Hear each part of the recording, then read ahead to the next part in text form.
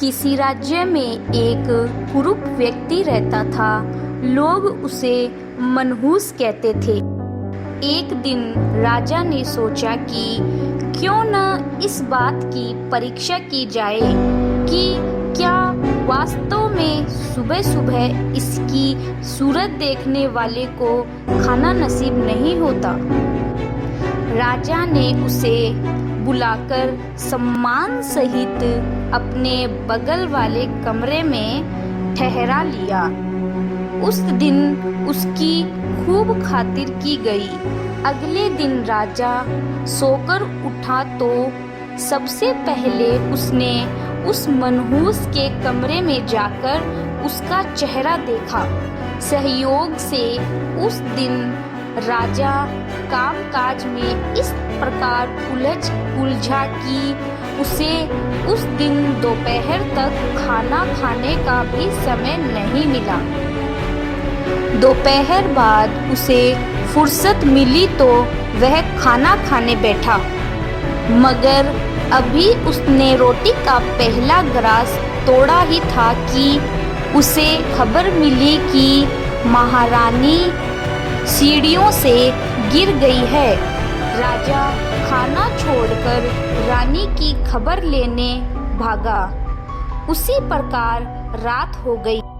रात को जैसे ही उसे फुर्सत मिली तो उसने सोचा कि लोग ठीक ही कहते हैं कि जो सुबह सुबह इस मनहूस का चेहरा देखता है उसे खाना नसीब नहीं होता।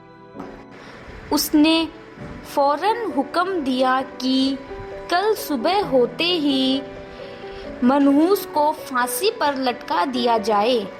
सिपाही फौरन उसे पकड़कर कारागार में ले गए। दूसरे दिन उसे फांसी दी जाने लगी। राजा स्वयं वहां उपस्थित था। उसने पूछा, तुम्हारी कोई अंतिम इच्छा हो तो बताओ। मनहूस कुरूप भले ही था मगर था बड़ा सूझबूझ वाला। वह बोला, महाराज, मेरी अंतिम इच्छा प्रजा को एक राज की बात बताने की है। कैसे राज की बात? मैं प्रजा को यह बताना चाहता हूँ कि यह सच है कि मैं मनहूस हूँ और सुबह मेरी सूरत देखने वाले को खाना नसीब नहीं होता, मगर महाराज तो मुझसे भी अधिक मनहूस है, क्योंकि उनकी सूरत देखने वाले को फांसी पर लटकाया जाता है। सुनते ही राजा चौंका। इस विषय पर तो उसने कभी सोचा ही नहीं था कि उस मनहूस ने आज सवेरे सबसे पहले उसकी ही शक्ल देखी थी।